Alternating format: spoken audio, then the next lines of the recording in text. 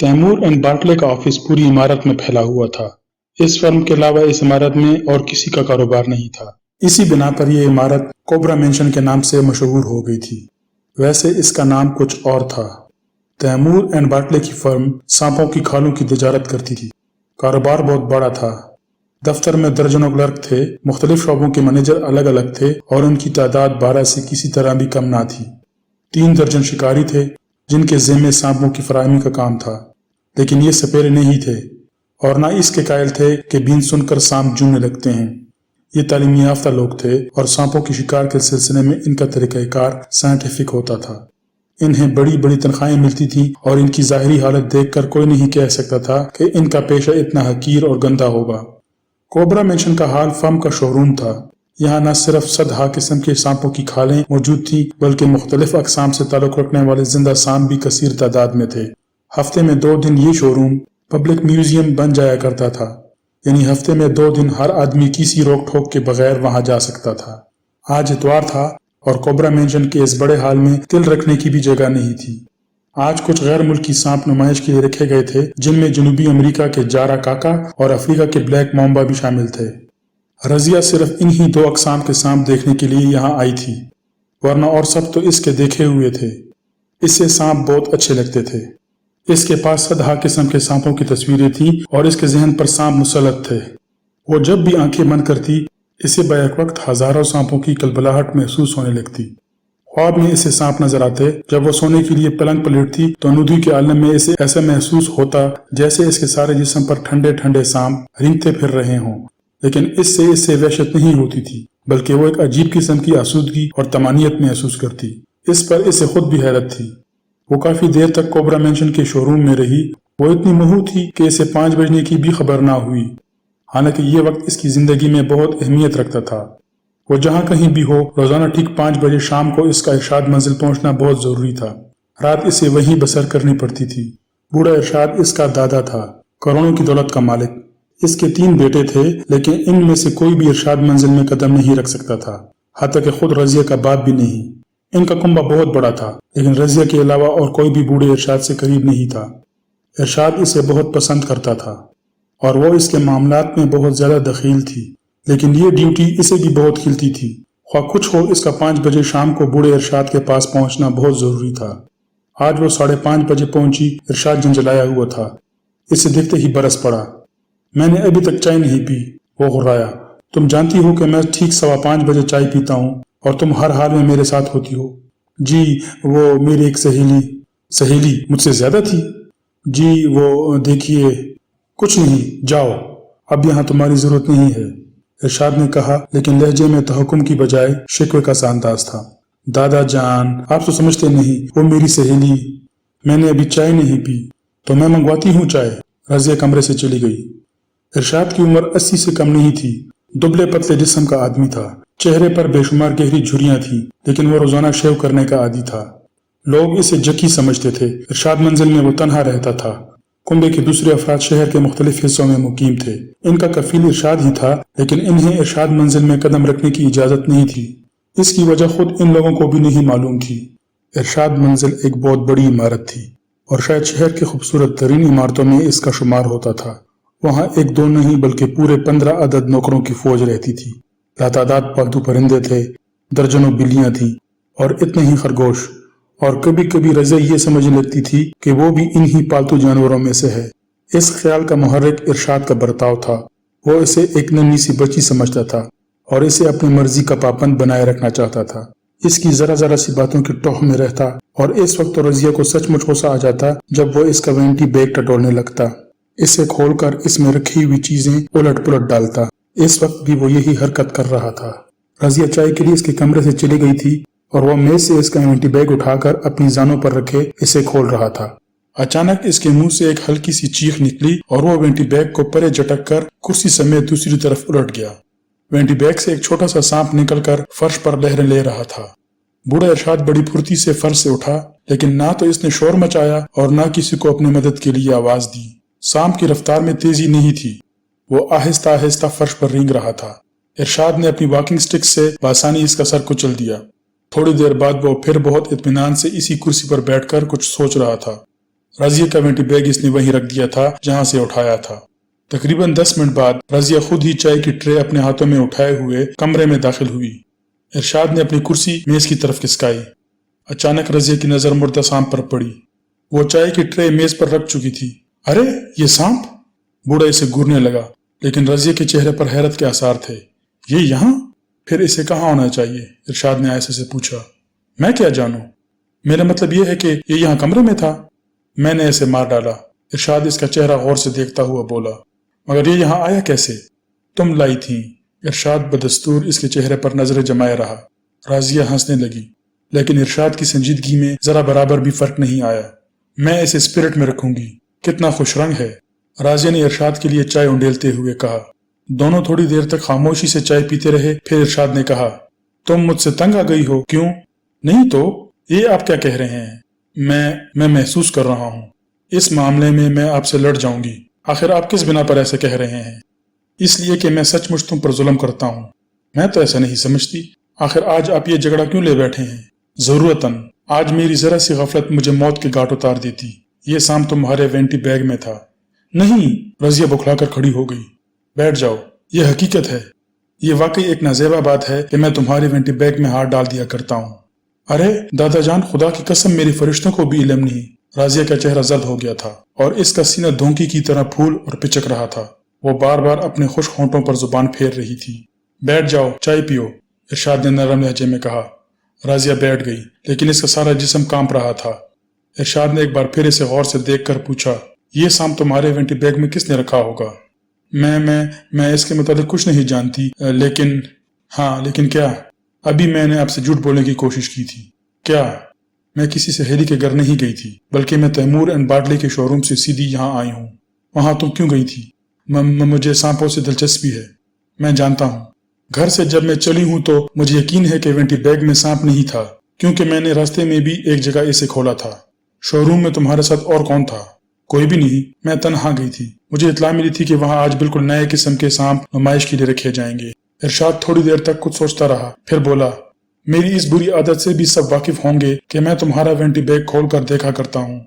जी हाँ, तुमने शिकायतन लोगों से तस्करा किया होगा।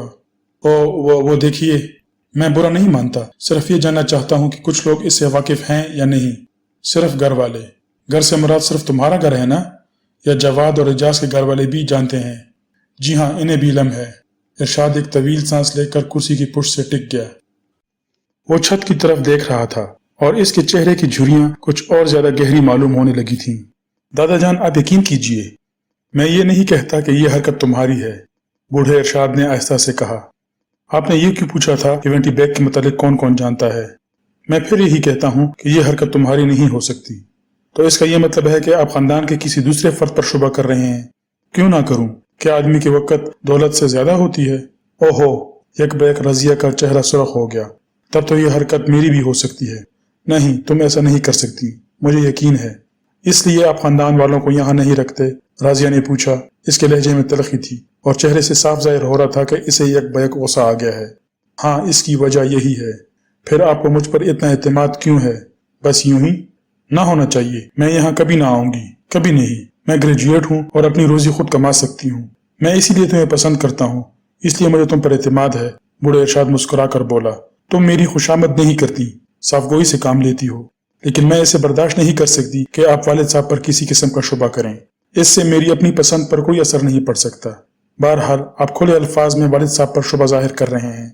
इरशाद कुछ नहीं बोला। वो खामोशी से चाय पी रहा था और राजिया की चाय ठंडी हो चुकी थी। इसने अभी तक एक घूंट भी नहीं पिया था। इरशाद ख्यालात में खोया हुआ था। इसने इसकी तरफ ध्यान ना दिया। फिर अब मेरी यहाँ क्या जरूरत है? राजिया उठती हुई बोली। क्योंकि शाम के बच्चे संपोलिये कहलाते हैं। वालिद साहब अगर आपको खत्म करके कोई फायदा उठाना चाहते हैं तो इसमें मेरा भी हिस्सा होगा, और दौलत के मुतालिक अभी आप ही इजहार ख्याल फरमा चुके हैं। तुम हर बात में मेरी माँ से मुशाबा हो। इरशाद ने इसके हाथ पर हाथ रखकर आगे की तरफ झुकते हुए कहा। वही सूरत शक्ल, वही अंदाजे गुफ्तगू, वैसा ही मिजाज। फिर बताओ मैं तुम्हें क्या जानूं? ये बात तुम्हारे वालिदैन के इल्म में भी नहीं है, कोई नहीं जानता सिवाय मेरे। कौन सी बात? लेकिन मैं तुम्हें जरूर बताऊंगा, मुझे तुम पर अब भी इत्मीनाद है। राजिया हैरत से इसे देखती रही। आओ मेरे साथ, बूढ़ा इरशाद उठता हुआ बोला, मैं तुम्हें कुछ दिखाना चाहता हूँ। वो इसे इमारत के एक हिस्से में लाया जहाँ के मुख्तलिफ कमरों में किसी का गुजर नहीं होता था। खुद राजिया भी नहीं जानती थी कि इनमें क्या है और वो मुख्तलिफ क्यों रखे जाते हैं। इरशाद ने एक कमरे का कफल खोलकर दरवाजे को धक्का दिया। कमरे में तारीकी थी। दरवाजा खुलते ही राजिया ने कुछ इस किस्म की बू महसूस की जैसे वो कमरा साल हर साल से ताज़ा हवा से महरूम रहा हो। इस बू में चमगादड़ों की बीट की बदबू भी शामिल थी। थोड़ी देर बाद जब इसकी आंखें अंधेरे की आदी हो गईं, तो इसने देखा कि कमरे का फर्श गर्द से अटा हुआ है और दीवारों पर भी गर्द की काफी मोटी तह मौजूद है। यहाँ इसे किसी किस्म का सामान नजर नहीं आया। अलबत्ता सामने ही दीवार पर एक बड़ा सा फ्रेम आवेजा था और इसके शीशे पर इतनी गर्द जमी हुई थी कि वो बिल्कुल तारीक होकर रह गया था। फिर इसने इरशाद को शीशे की गर्द साफ करते देखा। इस फ्रेम में एक तस्वीर थी, लेकिन इस कमरे में इसे अपने बाप नौशाद की तस्वीर देखकर बड़ी हैरत हुई। आखिर वो इस तीर अवतार कमरे में क्यों लगाई गई? ये कौन है? इरशाद ने राजिया की तरफ मुड़कर पूछा। आखिर इससे आपका क्या मकसद है? राजिया ने उकताई हुए अंदाज में कहा। ये किसकी तस्वीर है? इरशाद ने फिर पूछा। अब क्या मैं वालिद साहब को भी ना पहचानूंगी? राजिया ने बेदिली से कहा। खूब गौर से देखो। देख रही हूँ, तो फिर क्या आप ये कहना चाहते हैं कि ये वालिद साहब की तस्वीर नहीं है? हाँ, मैं यही कहना चाहता हूँ, इरशाद मुस्कुरा कर बोला। तब फिर मुझे समझना चाहिए कि आज आप मुझे चढ़ाने पर तुल गए हैं। नहीं नन्ही बच्ची, इरशाद ने संजीदगी से कहा, ये नौशाद नहीं है, ये मेरे एक चचा की तस्वीर है और मेरे तीनों लड़के नौशाद, जवाद और एजाज इससे मुशाबत रखते हैं और तुम्हारा बाप तो हूबहू इसकी तस्वीर है। राजिया आगे झुककर बगौर तस्वीर की तरफ देखने लगी। इसके चेहरे पर हैरत के आसार थे। अगर साहिब तस्वीर के जिस्म पर कदीम वाज़े का लिबास ना होता तो वो अपने दादा के बयान पर कभी यकीन ना करती, लेकिन अब भी इसे शुबा था। इसकी दानस्त में कदीम वाज़े का लिबास इस जमाने में मुहैया करना दुश्वार तो नहीं था, क्योंकि वो अक्सर ड्रामों और फिल्मों में 2-3 हज़ार साल कबल के लिबास भी देख चुकी थी। वो चंद लम्हे खामोश रही, फिर इसने इरशाद से कहा, अगर मैं तस्लीम भी कर लूँ तो फिर मैं कहूँगा कि मैं इसी मुशाहबत की बिना पर अपने तीनों लड़कों से दूर ही दूर रखना पसंद करूँगा। राजिया का इश्तियाक बढ़ गया। इसने कहा, मैं कुछ नहीं समझी, मैं अभी समझाता हूँ, इरशाद ने दरवाजे की तरफ बढ़ते हुए कहा। वो दोनों इस कमरे से निकल आए। इरशाद ने इसे फिर मुकफल कर दिया। फिर इरशाद ने कहा, तुम यहीं ठहरो, अब टार्च के बगैर काम नहीं बनेगा, मैं टार्च लेकर आता हूँ। वो राजिया को वहीं छोड़कर चला गया। आज वो बूढ़ा राजिया को हद दर्जा पर इसरार मालूम हो रहा था। थोड़ी देर बाद इरशाद वापस आ गया। इसके हाथ में टार्च थी। इसने बराबर के दूसरे कमरे का कफल खोला।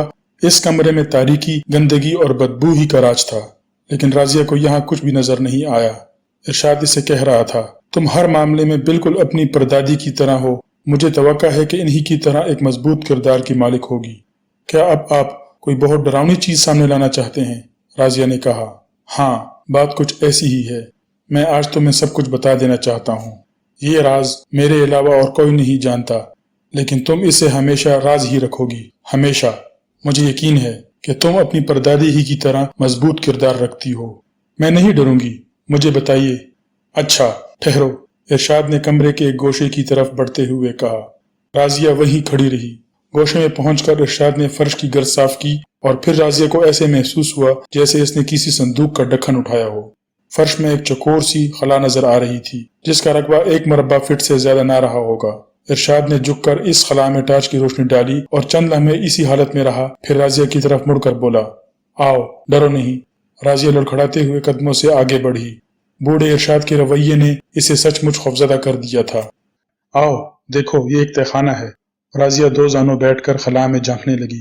वो चंद लम्हों तक आंखें फाड़ती रही, लेकिन इसकी समझ में कुछ न आया। टार्च की रोशनी काफी गहराई में किसी ऐसी चीज पर पड़ रही थी जो बजाते खुद गैर वाजिया थी, लेकिन फिर जल्द ही इसके सारे चेहरे पर पसीना छूट गया और हलक खुश्क होने लगा। जिस चीज पर टार्च की रोशनी पड़ रही थी वो किसी आदमी की हड्डियों का ढांचा था। देख चुकी? दफतन इरशाद ने पूछा। राजिया को ऐसे महसूस हो रहा था जैसे इसकी आवाज बहुत दूर से आई हो। जी हाँ, इसने मुर्दा सी आवाज में जवाब दिया। क्या देखा? हड्डियों का ढांचा, राजिया थूक निकल कर बोली। ठीक, बस आओ। इरशाद इसे एक तरफ हटाकर सुराख का ढक्कन बंद करता हुआ बोला। थोड़ी देर बाद वो कमरे के बाहर आ गए। इरशाद ने इसे मुकफल किया और फिर वो रिहायशी हिस्से की तरफ पलट आए। राजिया का चेहरा जर्द हो गया था और आंखों में वहशत नजर आने लगी थी। दोनों काफी देर तक खामोश बैठे रहे। बूढ़ा इरशाद ख्यालात में खोया हुआ था। जर्द रंग के ढीले ढाले लिबादे में इसका छोटा सा झुर्राया हुआ चेहरा इंतहाई पुरस्कार मालूम हो रहा था। मैं जो कुछ भी कहने जा रहा हूँ वो हमेशा तुम्हारी ही जात तक महदूद रहेगा, इसने कुछ देर बाद बराई हुई आवाज में कहा। मैं वादा करती हूँ, आप मुतमईन रहिए। राजिया का इश्तियाक और इस्तिराब बहुत ज्यादा बढ़ गया था। सुनो, वो मेरी दादा की हड्डियों का ढांचा था। राजिया के होंठ हिले लेकिन आवाज ना निकली। वो हैरत से बूढ़े इरशाद को घूर रही थी। इसी जमीन पर आज से 65 साल पेशतर एक बहुत बड़ी ट्रेजेडी हुई थी और वो आज भी एक बहुत बड़ी ट्रेजेडी है। सिर्फ 50 रुपयों की बात थी। मेरे खुदा, मैं आज भी याद करता हूँ तो मेरे रोंगटे खड़े हो जाते हैं। जल्दी से कह डालिए, मुझे इख्तिलाज होने लगा है, राजिया ने कहा। बूढ़ा चंद में खामोश रहा, फिर इसने कहा, अभी तुम जिसकी तस्वीर देख चुकी हो, इसने मेरे दादा यानी अपने बाप को सिर्फ 50 रुपयों के लिए कत्ल कर दिया था और वो लाश आज तक बेगौरो कफन पड़ी है। खुदा मुझे और सबको माफ करे। मुझ में इतनी हिम्मत नहीं है कि इन हड्डियों को वहां से निकाल कर दफन कर सकूं। मेरे बाप ने भी हिम्मत हार दी थी। बूढ़ा इरशाद खामोश हो गया। लेकिन वो हड्डियां बेगौरो कफन क्यों हैं? राजिया ने मुस्तबाराना अंदाज में कहा। मुझे पूरा वाकया बताइए। चचा को 50 रुपयों की जरूरत थी। वो अच्छा आदमी नहीं था। किसी बुरे काम में सर्फ करने के लिए इसे रुपयों की जरूरत थी। वो शराब के नशे में था। दादा साहब ने न सिर्फ इनकार कर दिया बल्कि इसे बुरा भला भी कहा। वही दीवार पर एक तीर आवेजा था। चचा ने गुस्से में आकर इसी तीर से इन पर हमला कर दिया। पैदल पे 3-4 वार किए और दादा वही ठंडे हो गए। फिर वो कमीना फरार हो गया और इसी दिन से आज तक इसकी खबर नहीं मिली। वालिद साहब और मेरे सबसे छोटे चचा घर ही में मौजूद थे। जितनी देर में हम वहां पहुंचते सब कुछ हो चुका था। घर में इस वक्त सिर्फ 3 आदमी थे, मेरी माँ, वालिद साहब और छोटे चचा। मैं मौजूद नहीं था। तुम यकीन जानो 40 साल की उम्र तक मुझे ये वाकया नहीं मालूम हो सका। वजह ये हुई कि दादा साहब इन्हीं आयाम में हज के लिए जाने वाले थे। जब मैं घर आया तो मुझे बताया गया था कि वो हज पर चले गए हैं। सब यही जानते थे कि वो हज के लिए गए हैं, मगर हकीकत ये थी कि वालिद साहब और छोटे चचा ने मिलकर इनकी लाश खाने में डाल दी थी। वो नहीं चाहते थे कि खानदान बदनाम हो, क्योंकि हमारा खानदान सदियों से जी इज्जत समझा जाता रहा था। बहरहाल कुछ दिनों बाद दादा साहब के लिए मशहूर कर दिया कि वो बैतुल्लाह शरीफ में फौत हो गए।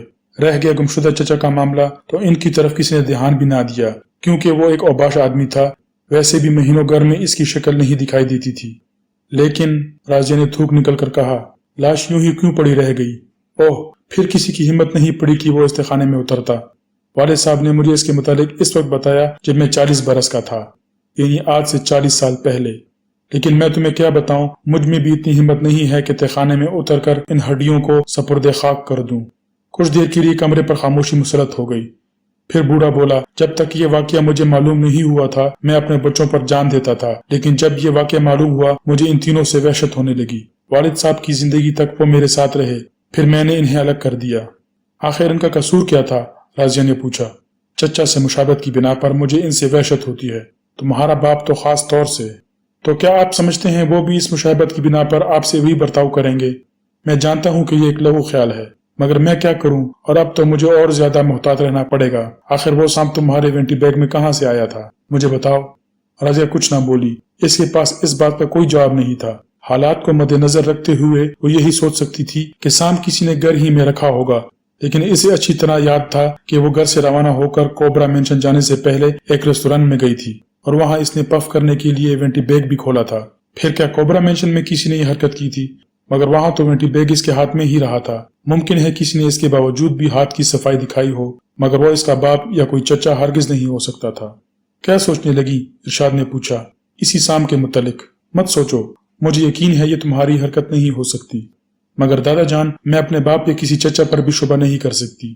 खत्म करो इन बातों को, बूढ़ा हाथ हिलाकर बोला। मैं अपनी मौत से पहले नहीं मर सकता।